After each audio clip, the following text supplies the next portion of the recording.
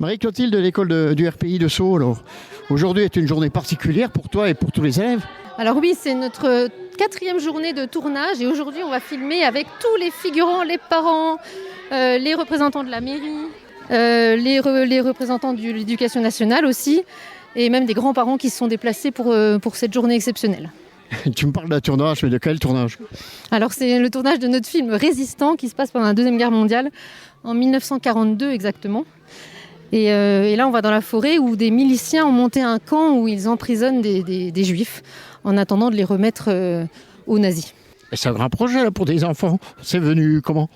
Alors en fait c'est venu d'un témoignage d'une résidente de l'EHPAD qui s'appelle Agathe et qui nous a parlé de sa vie pendant la Deuxième Guerre mondiale. Et bon, j'avais déjà envie de tourner un film avec les enfants et son témoignage nous a tellement émus qu'on a choisi le thème de la Deuxième Guerre pour le film. Ça a dû valoir trouver pas mal de moyens pour faire ça. C'est surtout les parents qui ont aidé, la commune, l'entreprise de Ferdru Manufacture Textile des Vosges qui nous a tissé 28 mètres de tissu pour nous faire une tente. Et puis voilà, après ça fait depuis septembre qu'on travaille dessus avec les élèves. Donc c'est surtout du temps et du travail. Et là il y a des scènes qui vont être jouées aujourd'hui, mais c'est la prolongation de hier à Remiremont. Oui, alors c'était mardi, on était au Girmont à l'école d'autrefois. Et lundi, on a tourné dans une vieille ferme, un monsieur qui nous a prêté sa cuisine pour une scène avec des parents résistants. Mais alors ce film, c'est bien.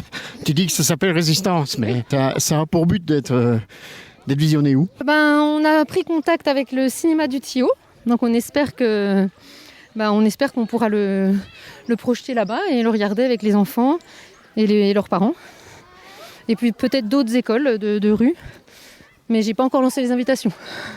Et tu as prévu une durée de film de combien de temps? Alors c'est un court-métrage qui durera entre 20 et 30 minutes maximum. C'est déjà pas mal. C'est déjà bien, oui. Pour des enfants, et en parlant des enfants, oui. Combien seront acteurs et combien il y a d'adultes? Alors là, il y a 8 acteurs, mais ils ont tous un rôle. C'est-à-dire que ceux qui ne sont pas acteurs sont clapistes, caméramans, assistants réalisateurs, preneurs de son, accessoiristes, costumiers, coiffeurs, voilà. Mais là, tu parles des élèves, là. Alors, et les parents, eux, ils jouent le rôle des prisonniers. Et les miliciens. Voilà, les adultes jouent le rôle des adultes. Et aucun élève ne joue un enfant de milicien ou un enfant de prisonnier?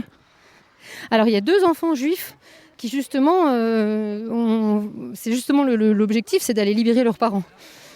Donc toute l'école va se mobiliser pour libérer ces 2 parents et du coup tous les autres. Ah oui, parce que du coup, le but du film, c'est de dire que c'est les enfants qui se révoltent. Voilà, c'est ça, les résistants sont les enfants. C'est un peu, on a bien dit que c'était pas comme ça dans la vraie vie, qu'il y avait pas autant de résistance à l'époque.